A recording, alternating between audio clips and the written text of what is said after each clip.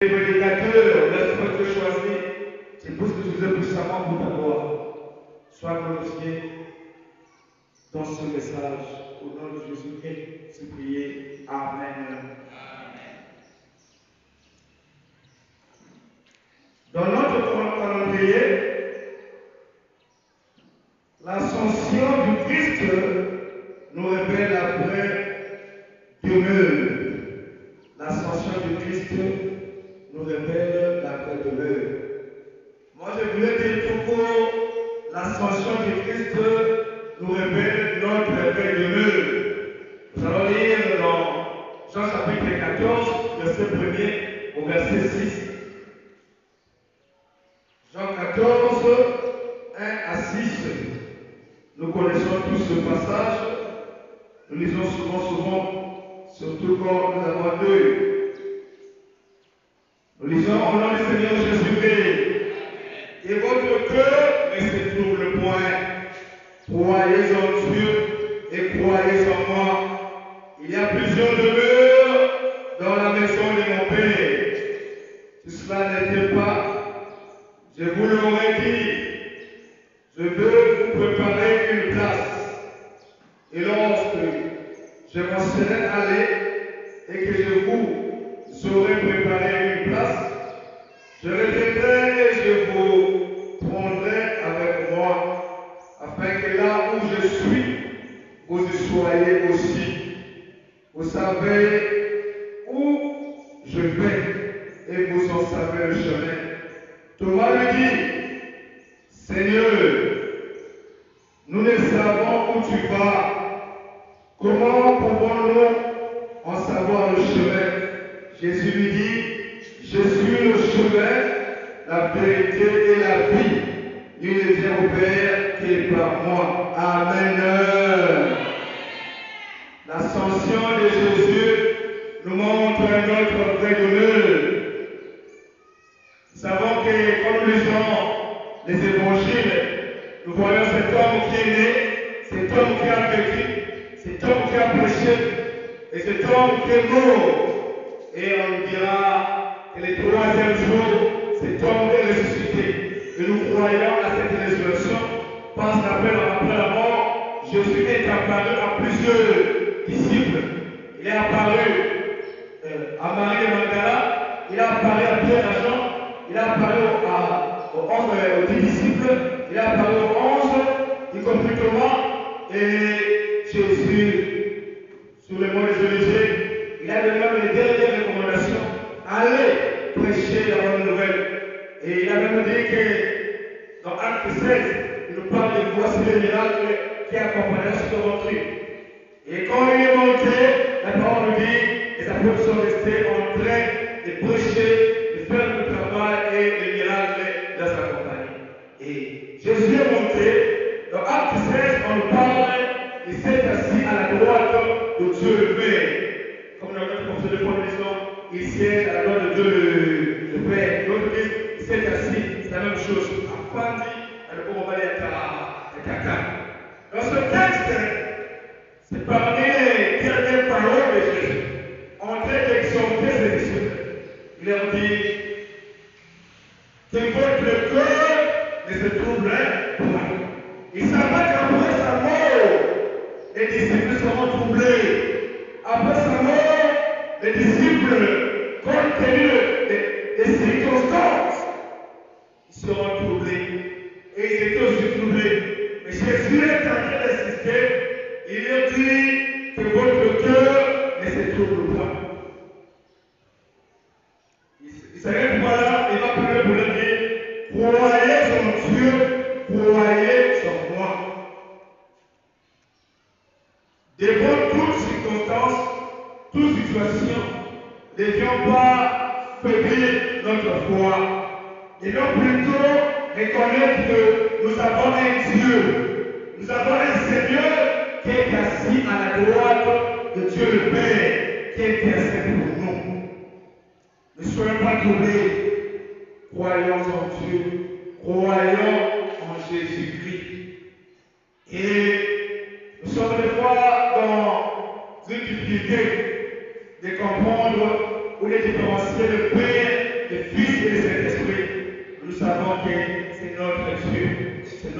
Dieu qui était là au commencement. C'est notre Dieu créateur qui est avec nous. Et c'est Dieu là aujourd'hui. Demain, nous commençons la semaine de la mission. Et cette mission-là a commencé parce que le Saint-Esprit est venu. Le Saint-Esprit en nous pousse à faire la mission. Et le Saint-Esprit en nous, c'est Jésus qui est parmi nous. Il nous dit ici, je vais vous préparer une demeure. Jésus nous montre que notre vraie demeure, ce n'est pas ici sur terre. Ici, nous sommes les passagers. David l'a dit à Salomon, son fils, je pars par le chemin de tout le monde, de toute la terre. Toute la terre va passer par la mort. Il nous prépare déjà. Sois courageux. Sois courageux. Et n'oublie pas la parole de Dieu. Et Jésus ici veut nous montrer que nous sommes passagers. Il y a des disciples, je pars vous préparer une place. Mais je reviendrai vers vous.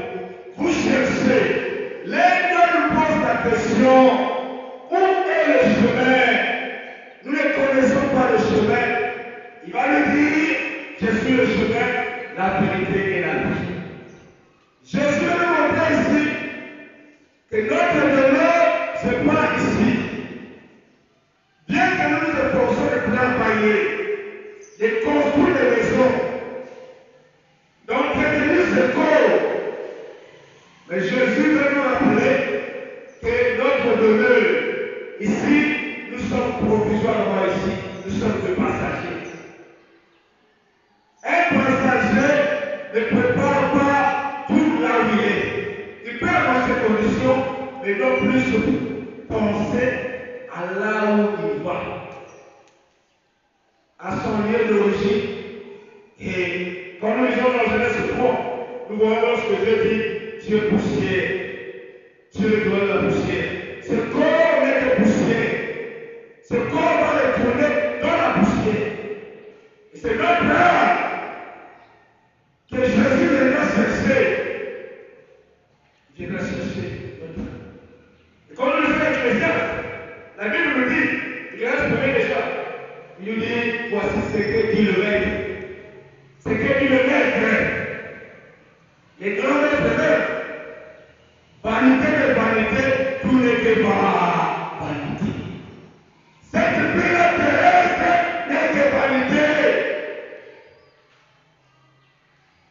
Nous nous devons la paix là-bas, de travailler.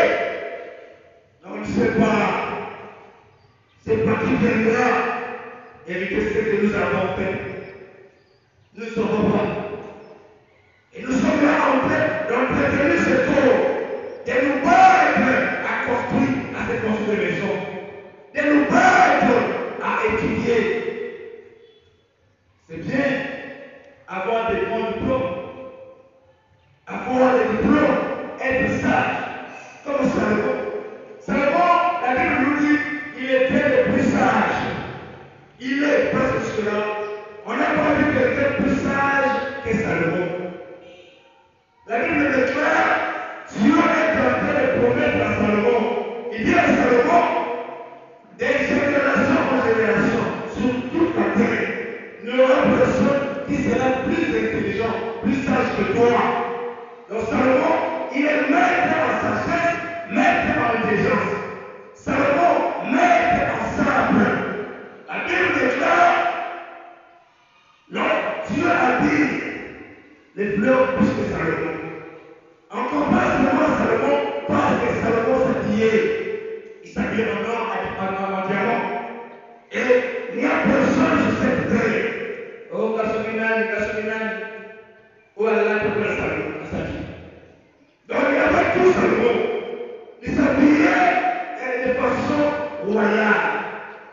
Il avait la sagesse, de la richesse, gloire aussi. Il avait de la gloire.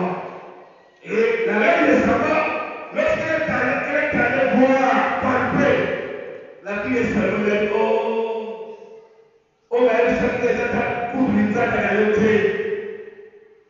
j'ai appris de toi, mais ce que je vis maintenant, c'est autre chose.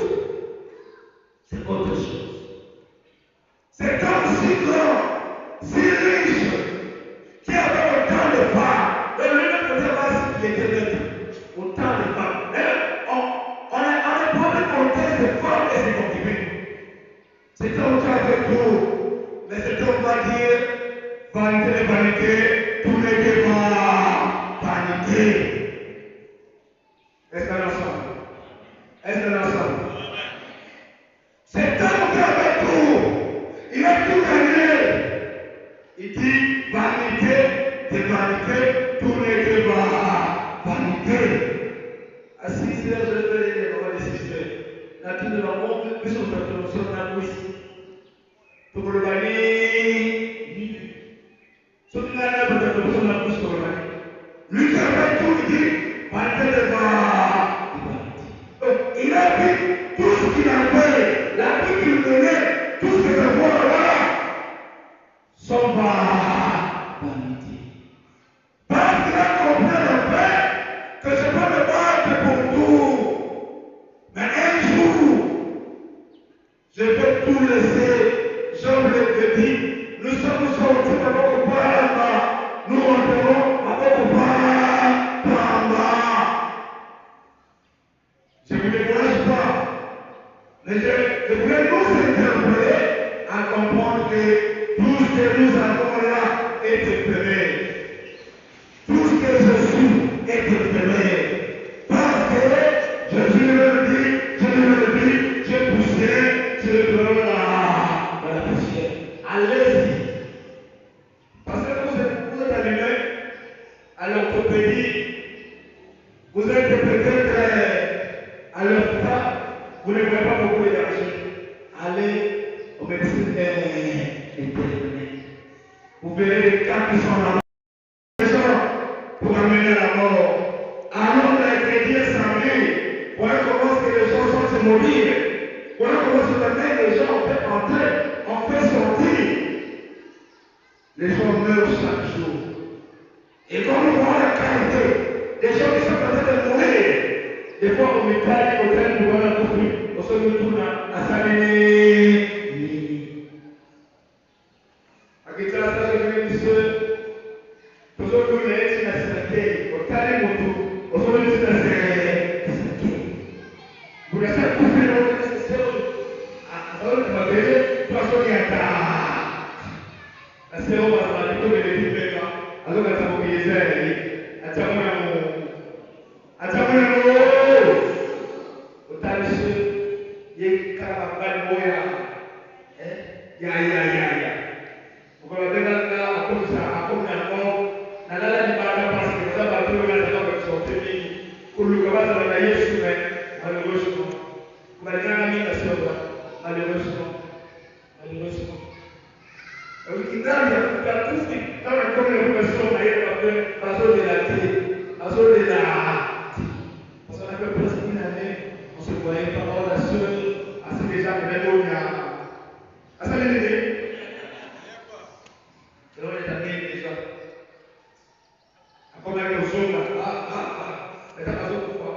Donc, le coup là, avant-hier, comment se lancer les bureaux, au tel niveau pour ça, il faut pas ça d'ailleurs, mais la sur le corps pour ça. Pour la donner. À sa grande critique, une chose pour les bandes, tout le temps passe, sur la table. Tout le monde, la famille, elle est là, parce que c'est là. Tu vas se raballer, le gabalet, il y a des personnes, parce qu'il n'est pas la première, il y a le voyage. Ça va le voyage.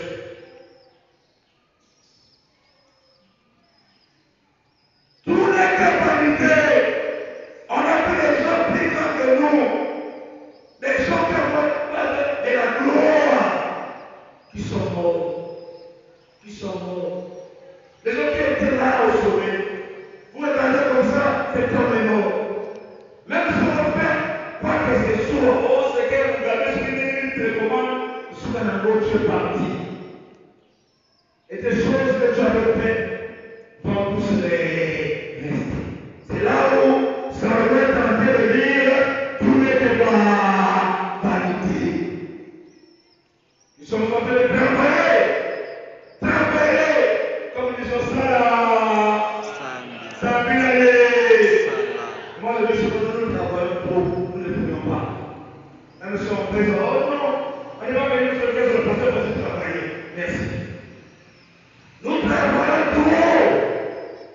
Et nous prions moins, ou alors nous ne prions pas.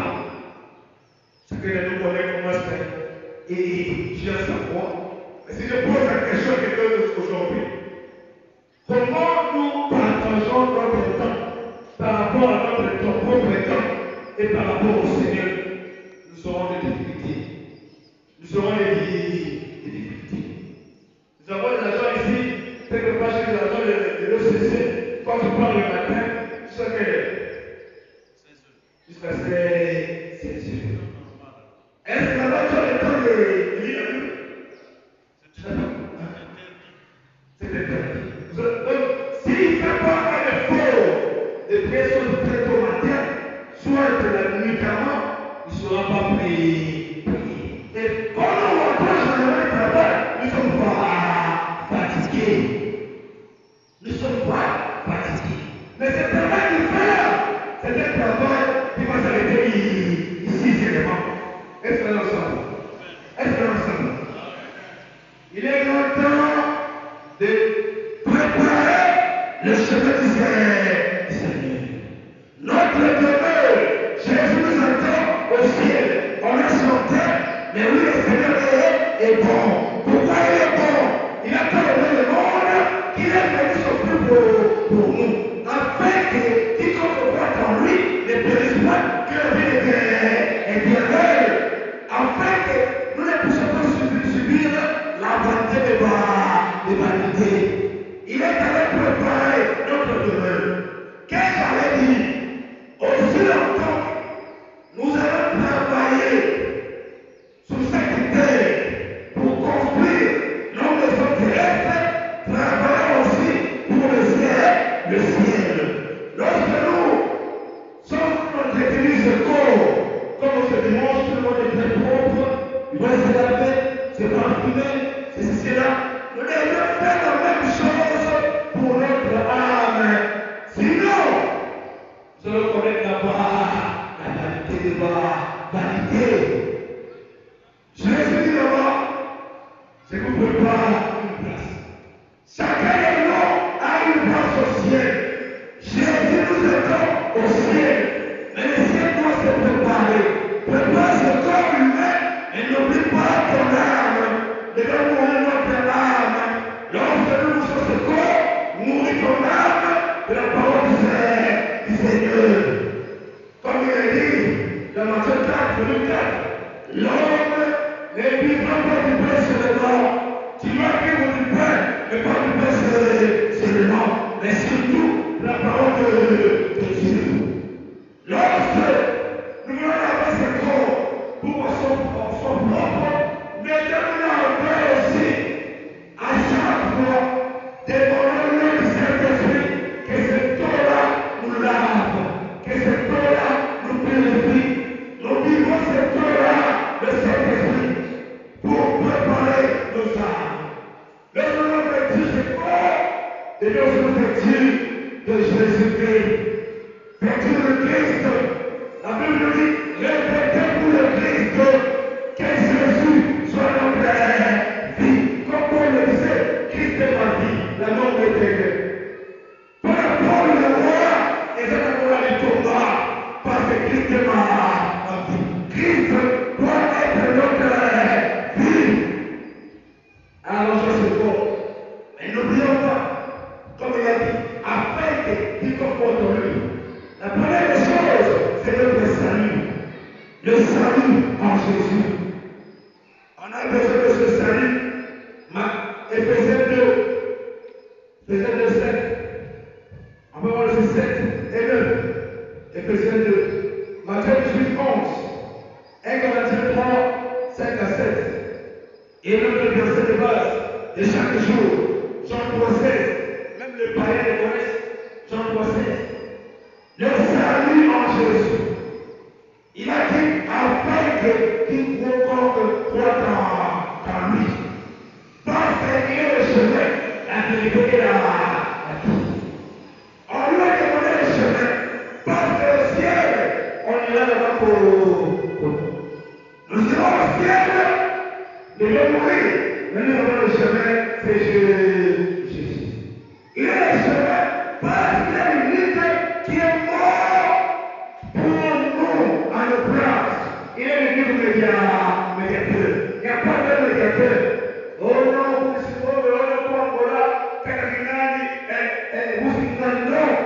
il n'y a qu'un seul route, qu'un seul chemin, c'est Jésus. Un seul nom, Jésus-Christ. Tu peux faire le miracle. Faire ce qu'on fait là, et sans Jésus, va être de la vie. Donc si nous nous battons pour le mariage, pour avoir des enfants, pour avoir des maisons, battons d'abord pour le ciel. Le salut. Et nous devons être régénérés en Christ. Je vais lire un texte rapidement. Je lis Jacques 1, 18. Tu prends aussi 1 Pierre 1, 23.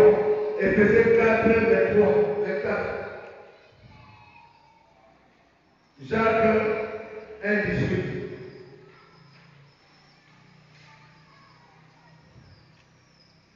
À la maison, tu peux lire Éphésiens 4, 24, 1 Pierre 23, 1 Pierre 1, 23, Colossiens 2, 13, Jacques 1, 18.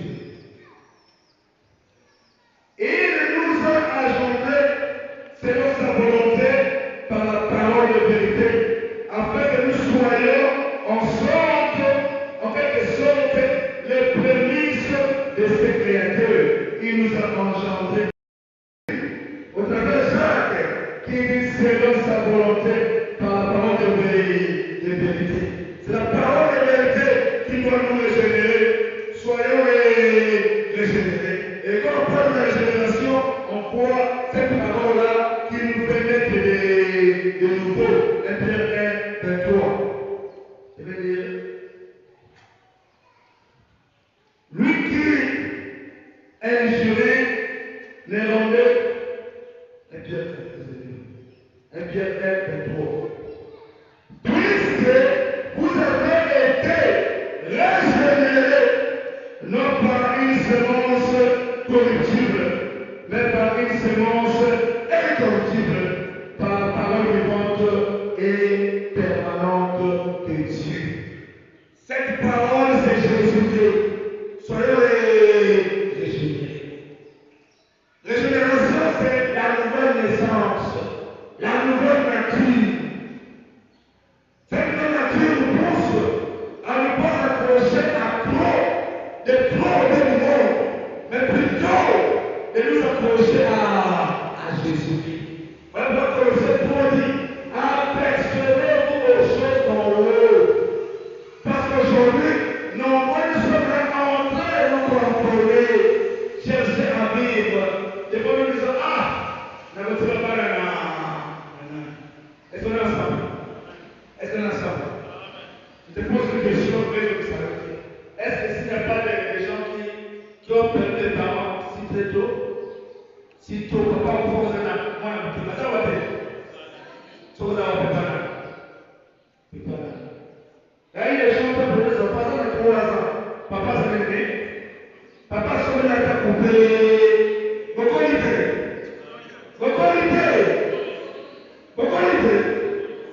Et dans un tour, est-ce que vous pouvez me parler bientôt? Quand vous pouvez regarder ça, voilà, tu vas appeler la classe, je peux faire les gens.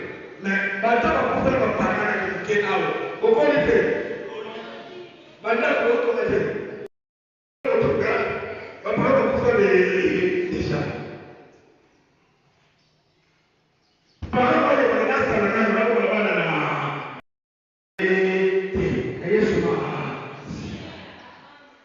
quand tu vas le Seigneur, tu ne verras plus. Donc, quand forcer pour la côte, toi tu vois, tu sois comme la côte, pour le bien de ce monde.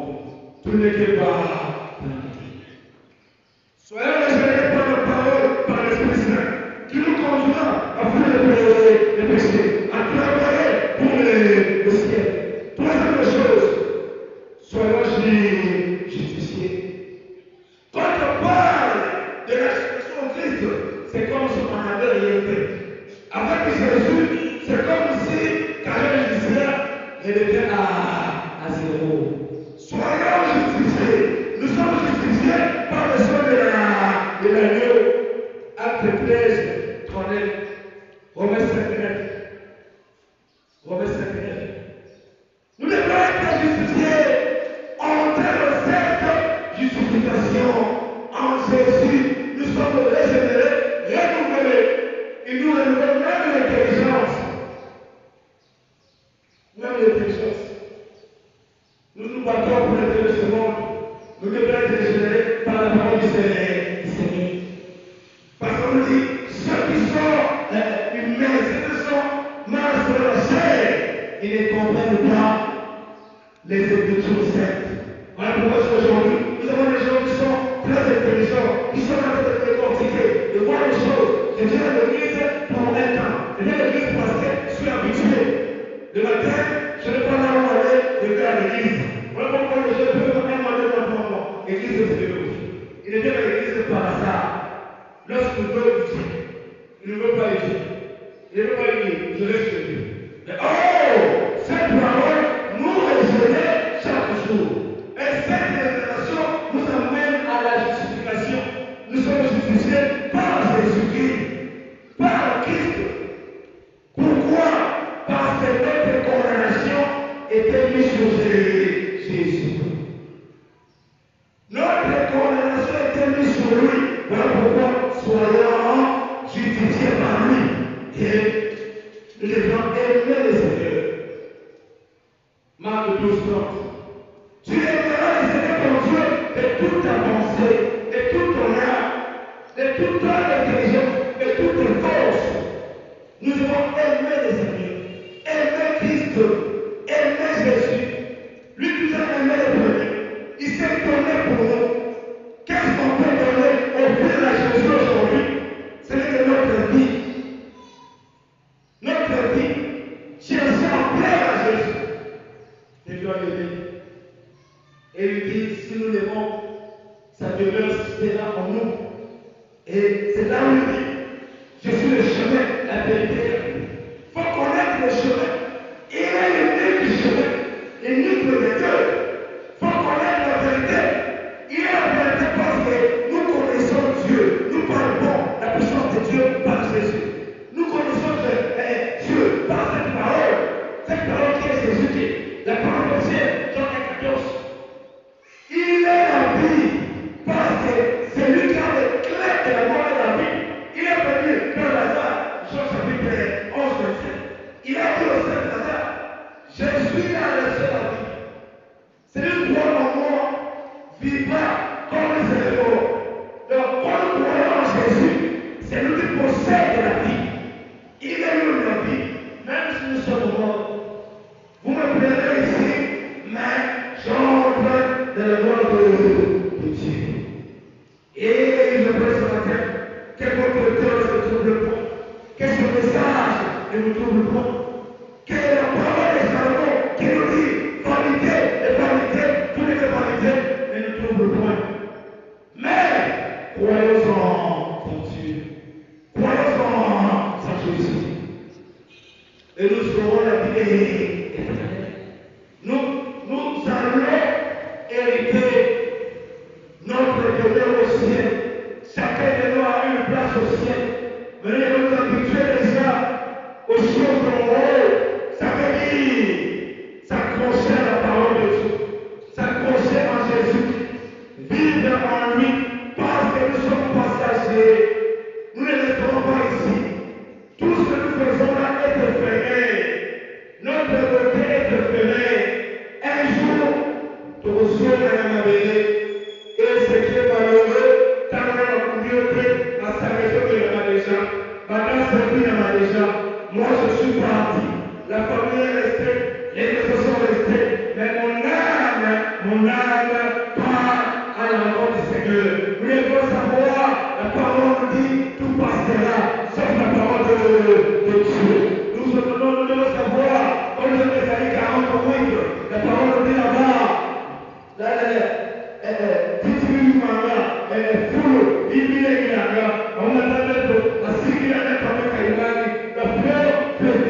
les gazons, les pelouses, l'herbe sèche, mais la parole de Dieu demeure éternellement. Tout ce que nous avons va périr, mais la parole demeure éternellement. Nous allons nous lever sur le témoin de Jésus. Priez-moi Jésus. Tout passera. La vie ne nous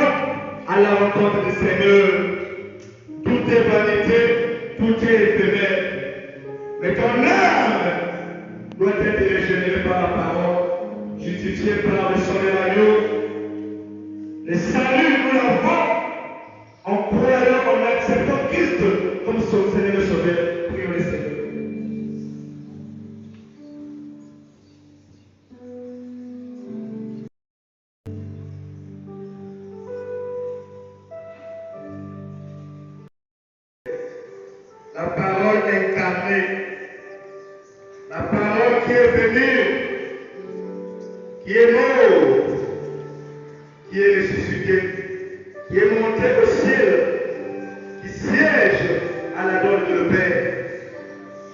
Tu es là, tu es cette présent. Je nous rappelle ce matin que notre vraie demeure, c'est au ciel. Il va nous préparer à te rencontrer. Seigneur Jésus, aide-nous à connaître le chemin. Le chemin, c'est toi.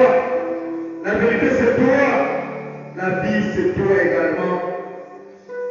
Aide-nous à ne pas nous accrocher au bien de ce monde, mais de nous affectionner aux choses d'en haut.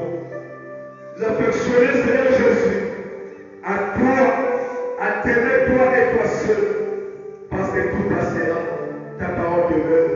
Nous voulons vivre notre foi en toi. Nous voulons pétir le poids du Saint-Esprit afin de nous